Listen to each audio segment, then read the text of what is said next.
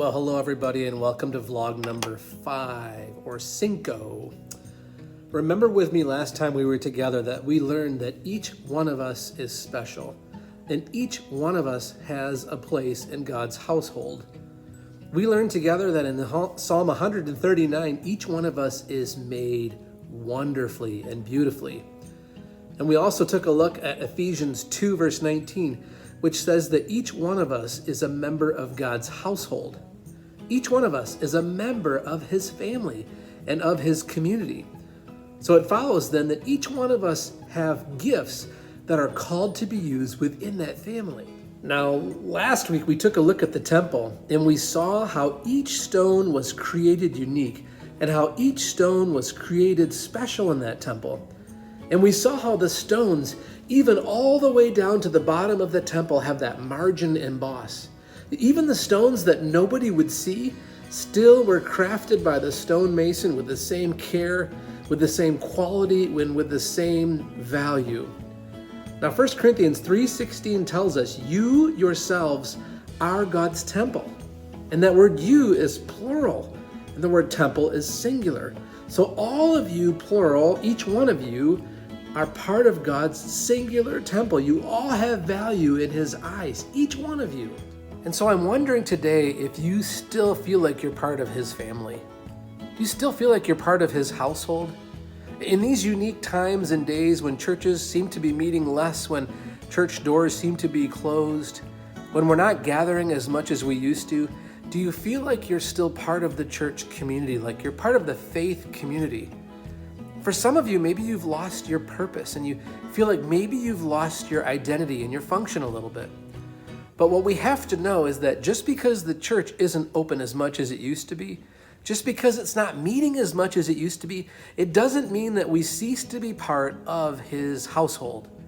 We still belong to him. We still are part of his family. Well, next, I want us to look together at another piece of the temple. But before we do that, for context, remember with me that the first tabernacle is actually set up and the people encamp around that tabernacle, and God's presence is said to be in the middle of his people. Their purpose, their functionality, all comes from God being in the middle. Next, in the year 957, Solomon sets up the first temple, the permanent temple. And remember, he sets that temple up and it's on Mount Moriah, and it's where it would house the Ark of the Covenant.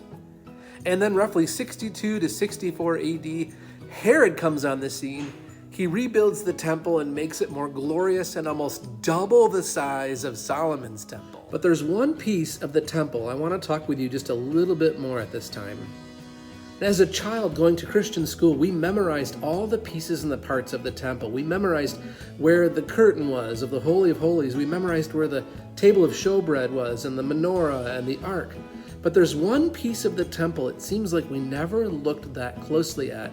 And I want to talk to you now about that particular piece that was in the temple. We'll get to that piece in just a moment. And so I found myself in 2007 standing on top of the temple platform.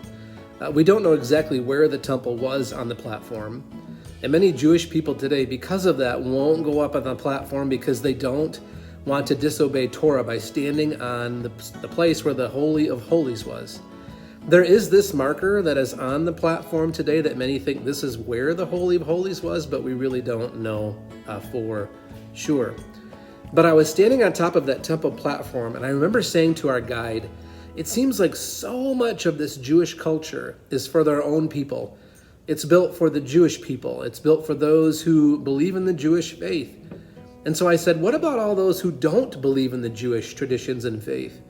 What did they do for those who were Gentiles, who were unbelieving and didn't know the ways of God? And I remember him turning to me and kind of dramatically saying to me, Marshall, that's what the Gentile court was for.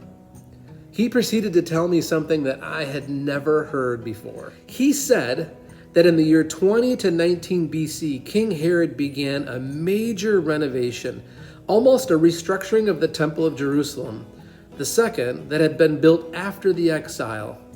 In addition to the areas reserved for the members of the people of Israel, such as the men and the women and the priests, In this temple, there was a space in which everyone could enter, Jews and non-Jews, circumcised and uncircumcised, members or not of the chosen people, people educated in the law and people who weren't.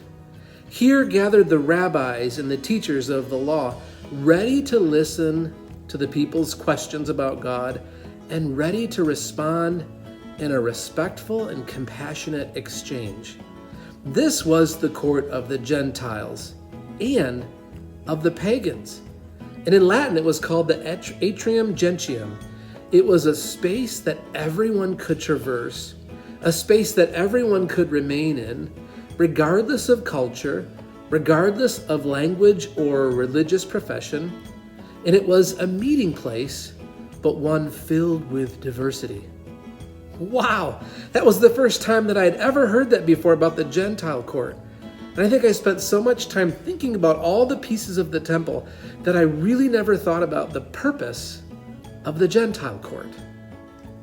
And so two things: the word anyone, the word everyone, non-Jews, Jews, circumcised, uncircumcised, those who were chosen, those who were considered to not be chosen, sinners, addicts, homeless, anyone and everyone was allowed into the Gentile court, a space where they could go and they could be and they could ask questions. So first, anyone and everyone. Secondly, the rabbis and the teachers of the law would be up there and they would listen first. They would listen first, and then with respect and compassion, they would engage the people that had questions, not judging, but being available to answer the questions that were there. That's the original intent of the Gentile court. And so there was an intentional space created and dedicated for those who had questions, for those who believed differing opinions than the Jewish people. And what's more than that, look at the size of this intentional space. The size of this space is actually larger than the other spaces that were there. I mean, have you ever heard that before about the Gentile court? That it was actually bigger than the other sections, that it was actually more space dedicated to those who were the outsiders? That's the Gentile court, an intentional, purposeful space dedicated for those who thought differently and had questions. Many towns today even have a welcome center, a space dedicated to welcoming outsiders and saying, there is space and room for you here. Many churches even have a welcome center, a place where you can come and ask questions and we will listen and talk with you. Now, Covenant Life Church, the church that I currently minister at, has a rich history of welcoming people in, of creating a Gentile court, a space of listening with respect and compassion, and welcoming people in who think and who even live differently. But as I can see it from my view, I think the church has an opportunity before it as we have to ask ourselves the question, will we make space for people in the future who think differently than us? Will we create a space for people in the future who live differently than us? I see a huge opportunity out in front of us for the church, and it really excites me. Many of us in our own homes even have a welcome center or a welcome sign. We have a sign at the front of our door, many of us, that says, you're welcome here. There's space for you here, that we want you to come in and that we welcome you even if you think differently than us. Do you have a welcome mat outside of your home today that says that? Now, unfortunately, many of our welcome mats actually say this. Or in a time of social distancing, some of us actually have this welcome mat.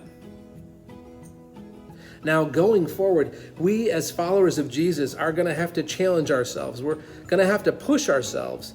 We're going to have to move in the direction of interacting with others and welcoming others into our homes, even if it's a little uncomfortable. We can't have this mat in front of our home. And so we have to ask ourselves as individuals, as families, when will we be ready to invite others into our homes? And I understand that every family is going to have their own timeline on when they're comfortable with this. But there's going to come a day when we have to be ready to invite others into our homes as individuals, When will this happen? Do we have a Gentile court that welcomes others in? And what does our welcome mat say to those who come up to our homes? Does it say you're welcome here, and that we will listen with respect, and that we will answer any question that you have? I'm not sure about you, but I'm so thankful and glad and rejoice over the truth that God's temple included a space like the Gentile court. It intentionally included a space for those who believed different, for those who lived different, and for those who thought different. Now remember that God's word tells us we must walk as Jesus walked. His whole life was being a welcome mat.